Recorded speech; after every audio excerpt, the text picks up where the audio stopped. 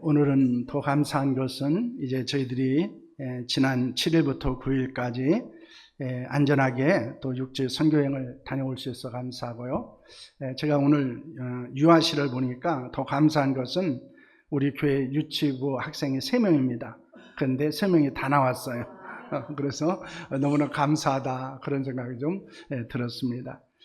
사실 우리 주변을 돌아보면은 감사한 일이 너무나 많이 있음에도 불구하고 때로는 우리의 욕심이나 때로는 우리의 지나친 기대가 그런 감사함을 잃어버리는 경우들이 종종 있는 것 같습니다. 하나님이 주신 은혜를 기억하면서 감사한 삶이 우리 가운데 일어날 수 있기를 소망합니다. 오늘은 하나님의 은혜는 고난과 고통보다 깊다라고는 제목으로 말씀을 함께 나누는 시간을 가지려고 합니다.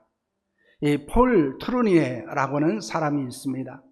이 사람은 내과 의사고 정신과 의사일 뿐만 아니라 이제 20세기 기독교인들이 가장 사랑한 상담사 중에 한 분이기도 합니다.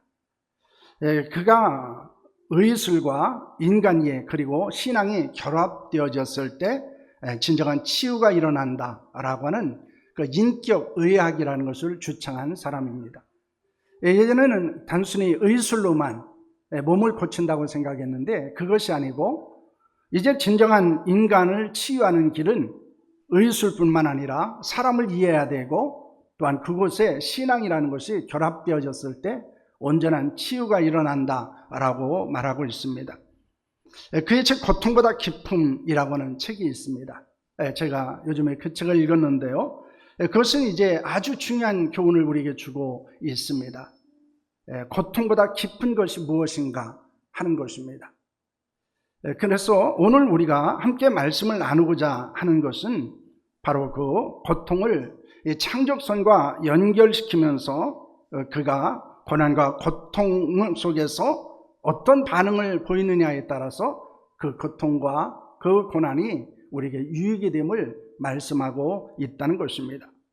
그래서 고통에 용기 있게 반응할 때 거기서 창조적인 에너지가 흘러나온다고 말하고 있습니다. 그러나 고통과 고통이 있다고 다 성숙해지는 것은 아닙니다. 고통을 통과하지 않고는 성숙할 수 없지만은 고통에 대해서 이 창조적인 반응이 필요하다라고 하는 것입니다. 여기서 창조적 반응이라는 것은 결국 신앙적인 반응을 이야기하고 있는 것입니다. 오늘 본문 속에서도 고난과 고통을 창조 에너지로 바꾼 사람을 만나게 됩니다. 그는 바로 사도 바울입니다. 그에게는 육체의 가시 또 사단의 사자라고 하는 것을 가지고 있었습니다. 그것은 그에게 있어서 고난과 고통을 의미하고 있습니다. 그런데 그 속에서 하나님의 은혜를 발견하게 됩니다. 그래서 오늘 우리는 이렇게 고백할 수 있습니다. 하나님의 은혜는 고난과 고통보다 더 깊다라는 것입니다. 우리에게 어떤 고난이 올지라도 우리에게 어떤 고통이 있을지라도 하나님의 은혜를 이길 수 없다는 것입니다. 하나님의 은혜로 그 고난과 고통을 극복할 수 있다는 사실을 여러분 믿으시기를 바랍니다. 그러므로 우리에게 이런 고백 가운데서 오늘 하나님의 말씀을 나누었으면 합니다. 하나님의 은혜는 고난과 고통보다 깊다라는 것입니다. 우리 한번 함께 해볼까요? 시작. 하나님의 은혜는 고난과 고통보다 깊다라는 것입니다. 이 말씀이 우리에게 큰 능력이 되고 우리가 처한 모든 고난과 고통의 상황 속에서 우리가 능력 있는 자로 온전한 그리스도로 살아갈 수 있기를 소망합니다. 오늘 본문의 배경을 우리는 잘 알고 있습니다. 그러나 잠시 살펴보면 바울에게는 자랑할 만한 것이 있었습니다. 그는 신비한 환상과 계시를 경험한 사람이었습니다. 그리스도 안에서 셋째 안을고 낙원에 끌려 들어가서 그는 아주 신비한 경험을 하게 됩니다. 환상을 보게 되고 하나님의 신비한 음성을 듣게 되었습니다.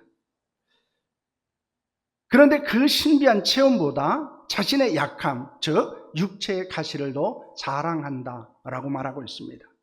종종 깊은 영적을 체험한 사람들 중에서 교만하기 때문에 결국 파멸의 길을 가는 사람들을 종종 보게 됩니다. 그런데 이 바울은 그런 놀라운 일을 경험했음에도 불구하고 그는 자신의 약함을 자랑합니다. 그 약함 속에서 하나님의 은혜가 있었다는 사실을 고백하기 때문입니다. 여러분, 고난과 고통은 인생의 그림자와 같습니다. 인생을 살아가는 중에 이 고난과 고통을 겪지 않는 사람은 없습니다. 우리가 밖에 나가 돌아다녀 보면 햇빛이 비치고 빛이 있는 곳에는 반드시 그림자가 있는 것과 마찬가지입니다. 여기서 이 고난이라고 하는 것은 목적과 의미가 있는 사건을 이야기하는 것입니다. 고통이라는 것은 그 고난을 통해서 육체적이고 정신적이고 영적인 괴로움과 아픔을 말하고 있다는 것입니다.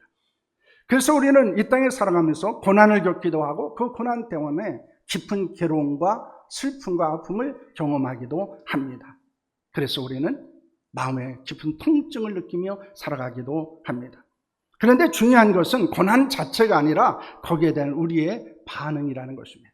내가 고난에 대해서 또 고통에 대해서 어떤 반응을 보이며 살아가고 있느냐 하는 것입니다.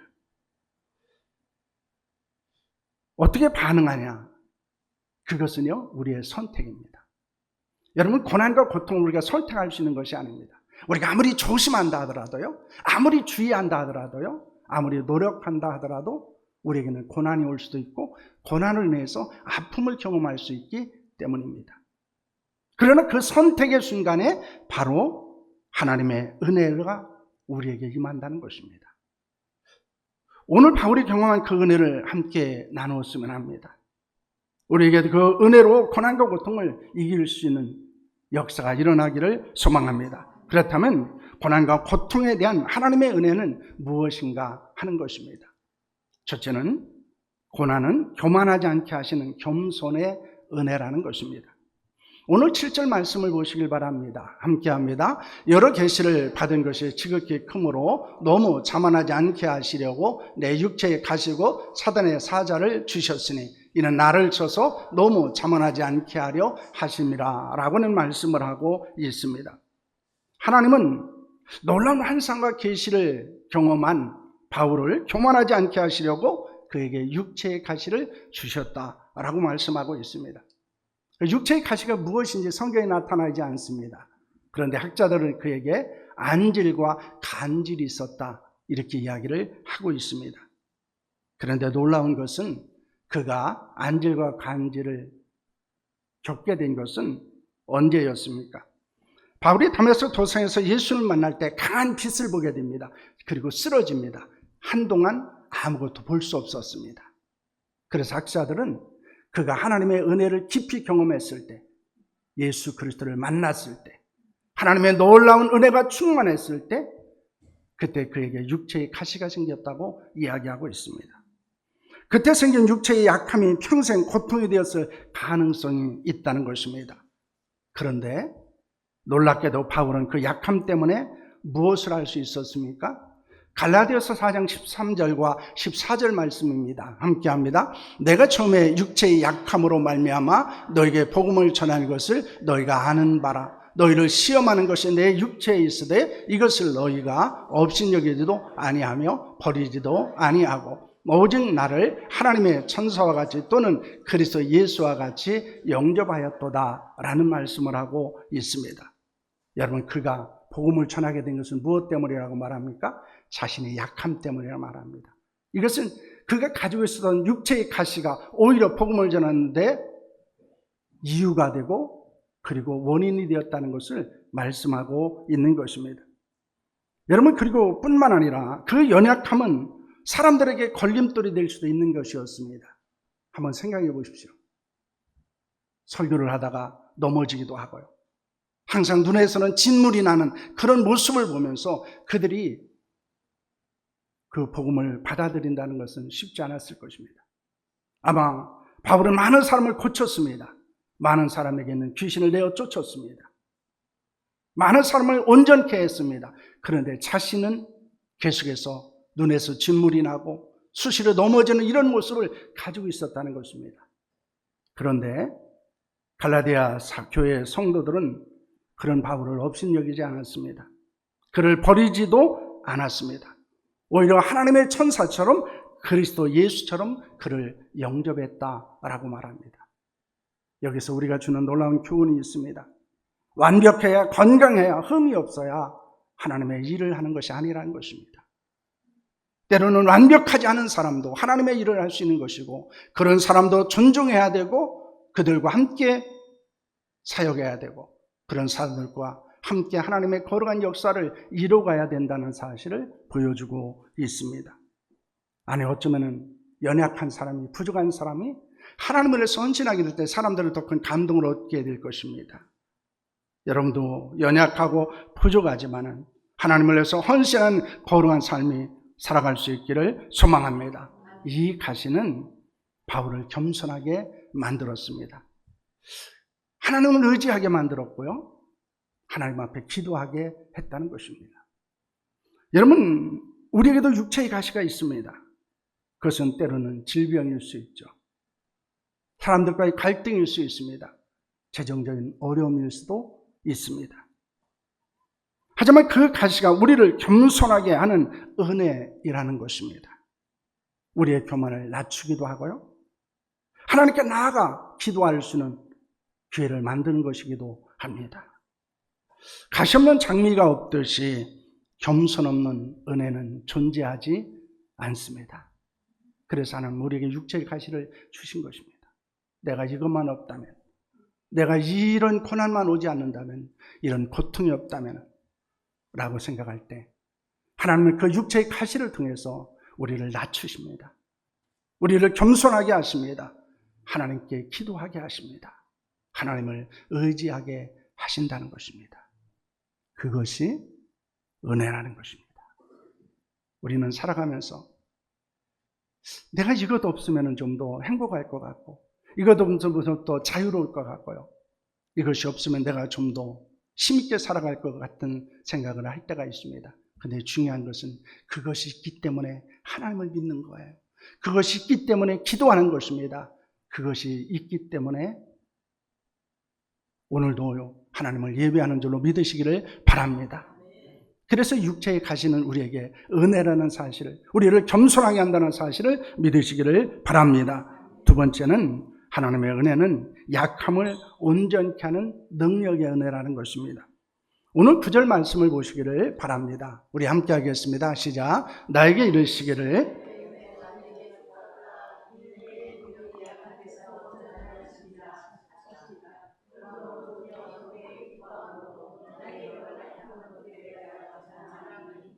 이는 그리스도의 능력이 내게 머물게 하려 함이라. 아멘. 여러분, 바울은 이 육체의 가시가 사라지게 해달라고 기도했습니다. 3번을 기도했어요. 여러분, 여기서 3번을 기도했다는 것은 아주 간절하게 했다는 겁니다. 그런데 그 고난이 사라지지 않았습니다. 고통이 멈추지를 않았습니다. 하나님은 그의 기도에 그가 원하는 대로 응답하지 않았습니다. 대신 그에게는 이런 감동이 왔습니다. 내 은혜가 내게 족하다. 사실 인간적으로 실망스러운 것입니다.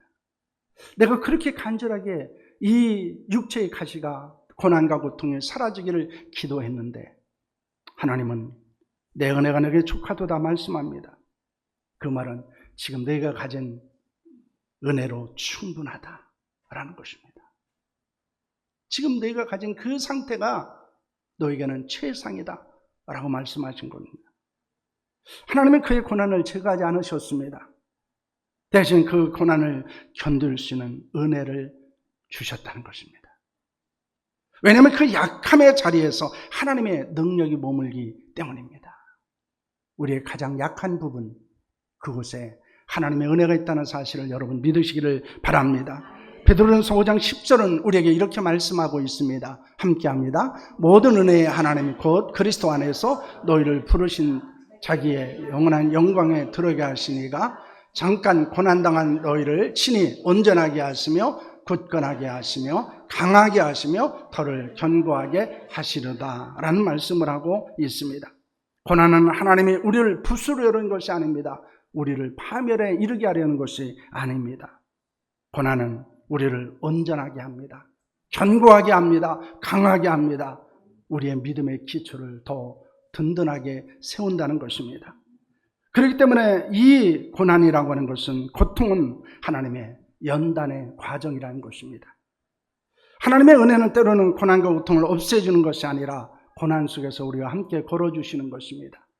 내가 가장 연약하고 부족할 때 하나님의 거룩한 능력은 우리에게 나타납니다.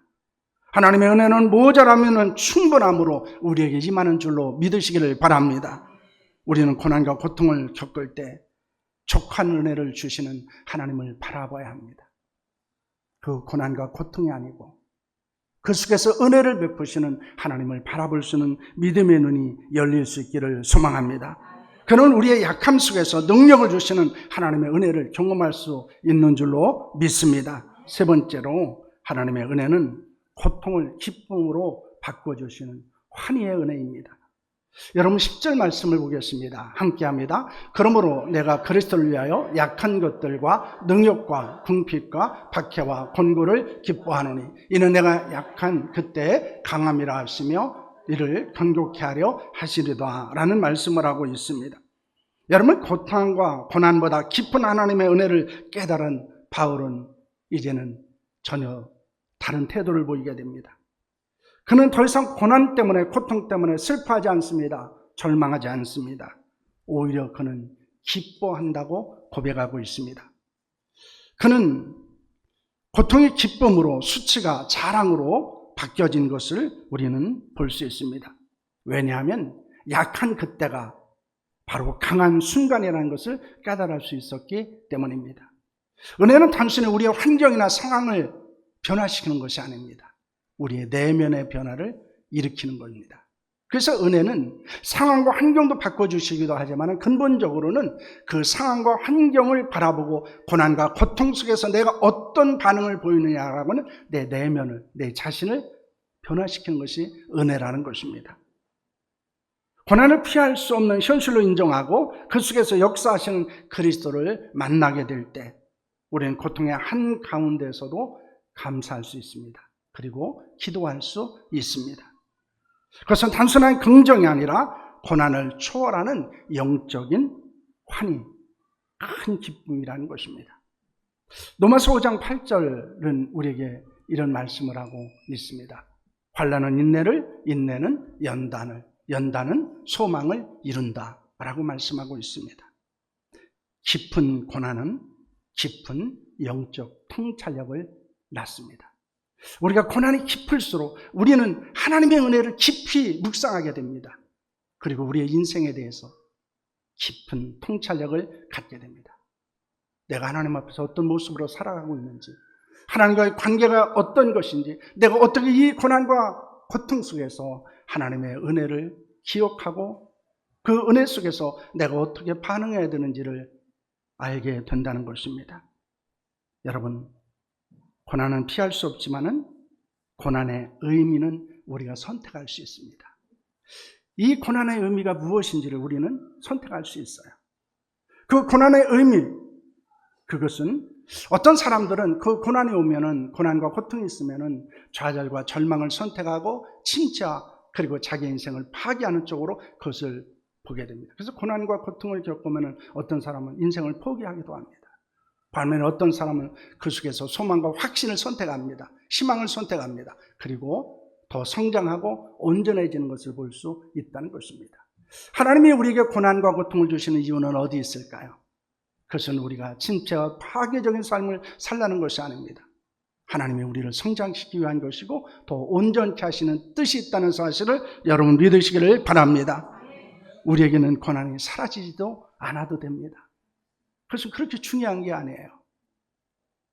그 고난 속에서 하나님의 은혜를 발견할 수 있다면 우리는 이미 승리한 것입니다.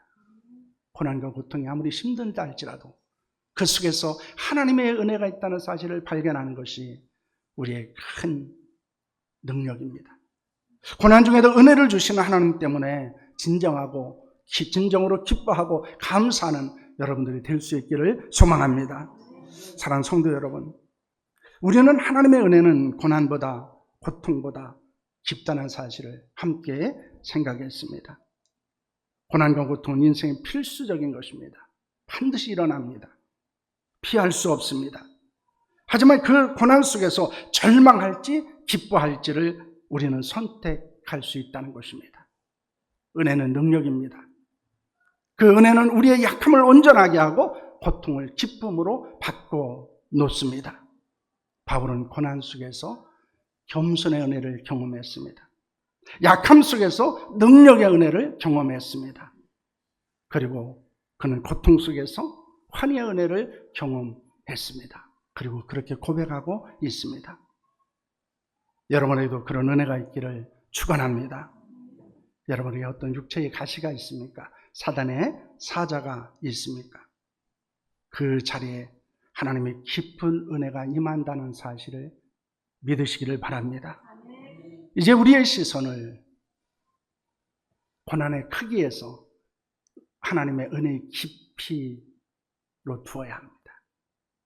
내 고난과 내 고통이 얼마나 큰가가 아니고 그 속에 임하는 하나님의 은혜가 얼마나 큰가, 얼마나 놀라운가, 거기에 우리의 관심과 우리의 시선이 있어야 합니다. 내 능력이 약해지는 바로 그 순간 그리스도의 능력이 내 삶에 임합니다.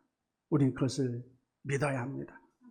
고난과 고통보다 더 깊은 것은 하나님의 은혜입니다. 우리는 이것을 잊지 않아야 합니다. 여러분, 고통스럽죠? 고난이 있을 것입니다. 이것만 없다면, 이것만 내게서 사라진다면, 이것만이 나를 너무나 힘들게 한다는 것이 있을 것입니다. 그런데 그 속에 하나님의 은혜가 있다는 거예요. 그것이 사라지면 우리는 하나님을 의지하지 않습니다. 하나님께 기도하지 않습니다. 우리는 교만할 수밖에 없습니다. 그러나 그 약함이 있기에, 육체의 가시가 있기에, 사단의 사자와 같은 것이 있기에 우리는 겸손할 수 있습니다. 우리는 더 큰 하나님의 능력을 경험할 수 있고 우리는 주의 은혜 안에서 기뻐할 수 있다는 사실을 믿으시기를 바랍니다. 그 은혜를 붙잡고 흔들리지 않기를 바랍니다. 낙심 대신 용기와 소망을 선택하고 믿음의 길을 걸어가는 사람들이 될 수 있기를 축원합니다. 우리는 다시 한번 이런 고백을 드렸으면 합니다. 하나님의 은혜는 고난과 고통보다 깊다라는 거예요. 우리 한번 다시 하겠습니다. 하나님의 은혜는 고난과 고통보다 깊다. 여러분, 이 사실을 꼭 붙잡고 또 일주일간도 승리하는 삶이 될 수 있기를 축원합니다.